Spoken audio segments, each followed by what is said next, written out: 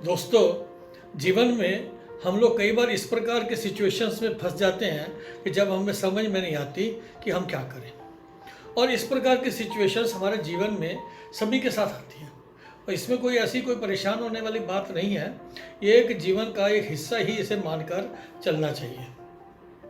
Life का दूसरा part ही एक किस्म का ये है कि कोई ना कोई स्थिति आएगी, कोई ना कोई परिस्थिति आएगी।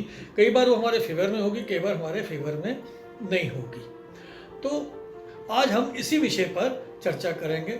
नमस्कार, मैं Dinesh Kalia self growth talks में एक बार फिर आपका स्वागत करता हूँ। सेल्फ ग्रोथ टॉक्स में दोस्तों हम लोग ऐसे विषयों पर बात करते हैं कि जो हमारी डेली लाइफ के साथ जुड़े हैं, चाहे हमारी प्रोफेशनल लाइफ हो, चाहे हमारी पारिवारिक जीवन हो, चाहे हमारा सामाजिक जीवन हो।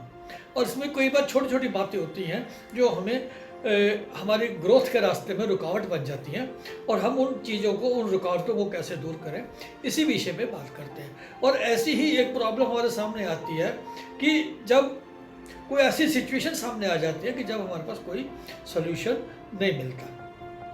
मान लीजिए एक सिचुएशन है, आपके बॉस ने आपको कोई प्रोजेक्ट बनाने कर दिया।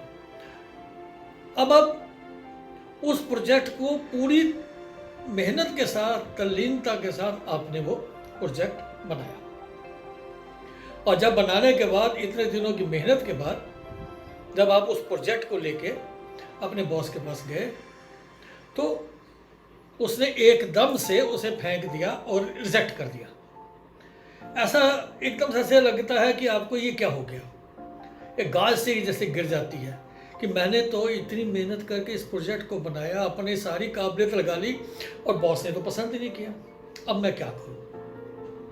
ऐसे में हताश होने के बाद, वो बॉस तो आपकी बात को सुनेगा नहीं। आप अपने प्रोजेक्ट को लेकर बाहर आ जाइए, बैठिए।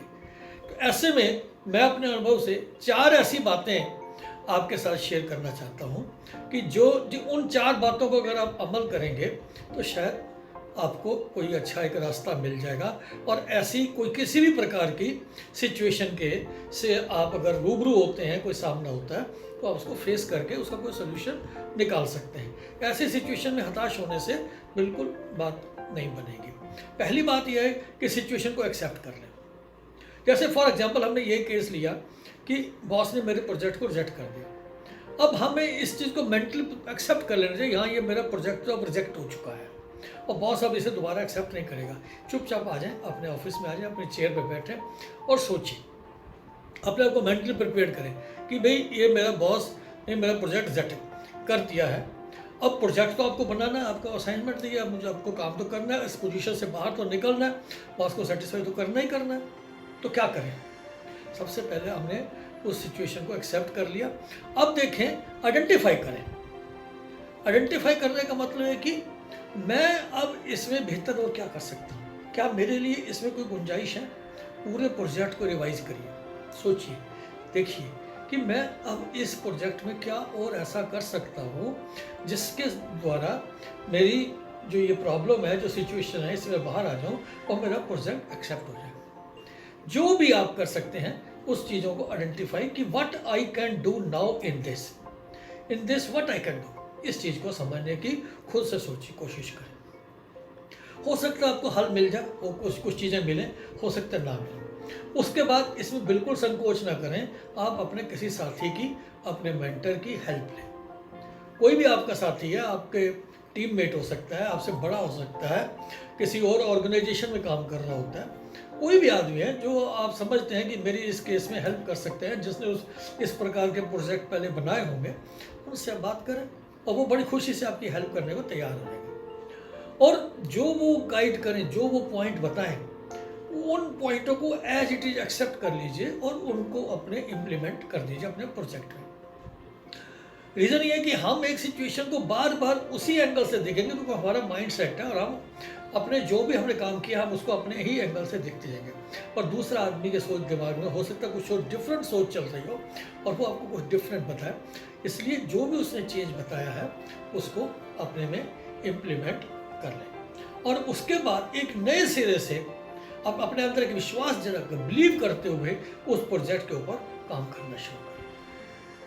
डेफिनेटली मैं आपको इंश्योर करता हूं कि आप इस तरीके से काम करेंगे तो डेफिनेटली आप उस सिचुएशन से बाहर निकल जाएंगे।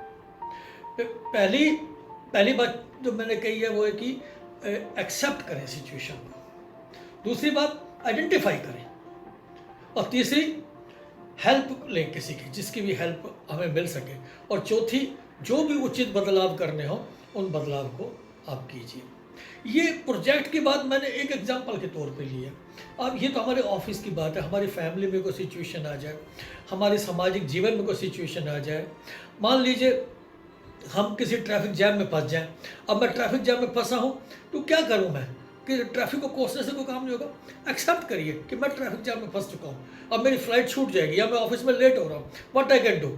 आप सोचिए कि इसमें ये कर सकता हूँ कि मैं बाहर निकल रहा हूँ, कार अपनी छोड़ दीजिए कार अपनी, ड्राइवर को कहिए कि अपनी को गाड़ी लेके चला जाएगा या बाद में आ जाएगा। बाहर आइए, अपना बैग लीजिए, हो सकता है आपको कोई बाइक वाला मिल जाए, उसकी हेल्प ले लीजिए भाई। या आप थोड़ा पैदल चलें, शायद कोई और रास्ता निकल जाए, कोई साइड में छोटा रास्ता निकल के जा रहा, आप उसको मार रास्ता मिल जाए। इस प्रकार से अगर हम उस पर जो भी चीज़ है, जो भी सिचुएशन है, उसको हम टैकल करेंगे तो हम हो सकता है वो जाम से छुटकारा पा जाए और अपने ऑफिस में भी टाइम से पहुंच जाए। दोस्तों, सिचुएशंस तो जीवन में आएंगे और ये जीवन का नाम यही है कि ये ऐसी कठिन रास्ता है यहाँ पे कांटे ज़्यादा हैं। कांटों का मतलब रुकावटें ज़्यादा हैं और हमें इनके पार जाना है और तभी हमारी ग्रोथ संभव है।